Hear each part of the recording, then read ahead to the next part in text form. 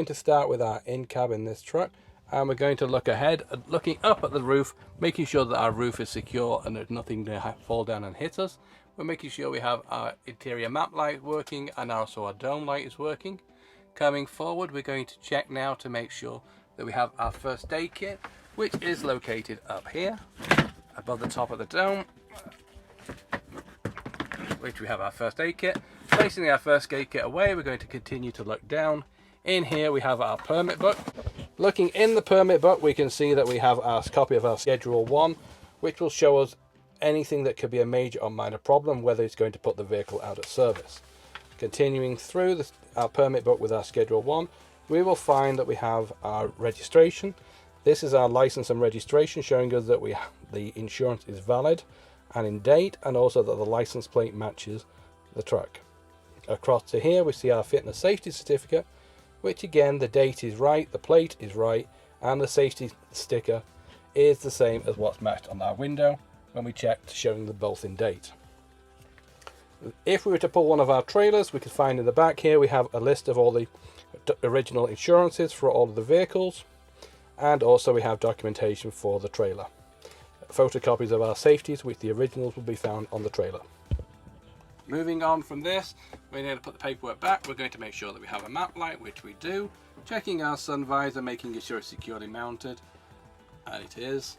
Coming across, we're going to check down to the side. We're going to grab our seat belt. Looking at our seat belt, we're going to make sure that there is no chips or cuts in the belt and that it fastens securely.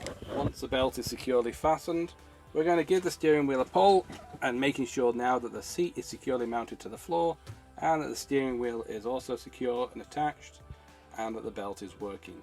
Taking the seatbelt off, we're going to follow the seatbelt down. Looking down our side, we're going to open our door, and as we're looking down, we now see that we have our fire extinguisher situated down here and that the pin is in and it is fully charged and in the green, ready for use. From that, we're now going to look at that glass, making sure our mirror is not broken, it's correctly adjusted for ourselves. The glass also appears to be good and in good condition. Looking back at the front windshield, there is no cracks, the wiper blades are touching and it is securely mounted. We're going to check our wiper blades to make sure that they are working, so we'll apply our ignition, turn on the wiper blades, and we can see that they are working. We will also make sure that the bug wash is working by giving that a squirt too, which it is, and the wipers are all good. So we can turn that back off. Moving on from there, we're going to check our passenger window, again making sure that the mirrors are correctly aligned for us, nothing is broken, and it is all in satisfactory condition for the journey. We're now making sure that all the warning lights go out prior to starting the vehicle. We will now start the vehicle up.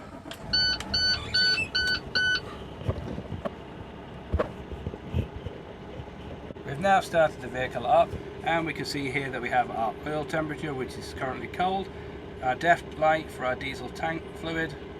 We have our water temperature here, which is reading still cold, and we have our oil pressure gauge here, which is active and showing us we have oil pressure. Moving across, we have our revolutions per minute, or our tach gauge, that is reading and accurate. We also have our speedo, our voltmeter here, showing us that we're charging and it is working. Coming down, we have our fuel gauge, again, which is reading and is accurate.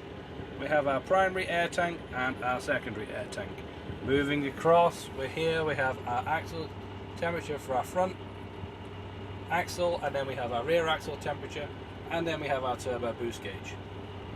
Moving down here, we have our mirror heat switch here, and then we go on to our sleeper temperature, our sleeper fan. We have our engine brakes 3 stages, we have our front fog lights, we have our enabled off-road switch, which is for our traction control, we have our power divider lock switch, we have our air suspension dump for dumping the rear air, we have our power takeoff button here, we have our 5th wheel slide, we have our locking rear front differential and our locking rear differential. Coming down, we have our part regen button for doing a part regen should the truck need it. This is the inhibit regen, so if you're parking the vehicle indoors and you wanted to prevent it from doing a regen, you would press this one. This button over here is our spare fuse. We have a spare switch, and our center power pin switch here is for something like an auxiliary wire in the trailer should you have lights in there. Moving down, we're going to check the heater to make sure that it is blowing by applying it to full fan and waiting to make sure that the fan is blowing. We have air coming down by our feet. We will now change it to face, making sure we have air coming from the face, which we do, and then we will make sure it comes to the top, turning it to the top, and making sure that the blender actuator is working, and we have air coming at the top,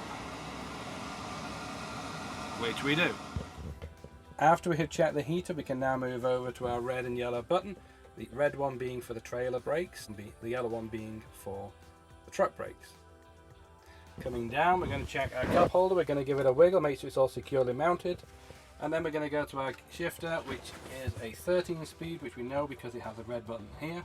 If it didn't have a red button and it had a grey button, it would be an 18, and if we didn't know what the button was because it had been replaced with something else, we would know because we were unable to split our low range, and we wouldn't be able to push the button forward. We're also going to grab the gear stick, we're going to pull on the gear stick, making sure it's securely mounted, and then we're going to look through the floor to make sure there's nothing on the floor that's going to go in the way and potentially causes a problem by our feet. After that, we're going to check our clutch pedal and our brake pedal and our accelerator, making sure that all three pedals have their rubbers on and are in place. Finally, we're going to check our steering controls. Here we have our headlamp interrupt, we have our cruise control set, cruise control resume, and cruise control on and off. Moving over to the other side, we have our headlamp interrupt marker switch, we have our air horn, which works, engine brake on and off, which we can see comes on and off on the dash, and we have our radio button controls here. As well as that, we also have our center horn, which is also working, and that concludes the in-cab portion of this video.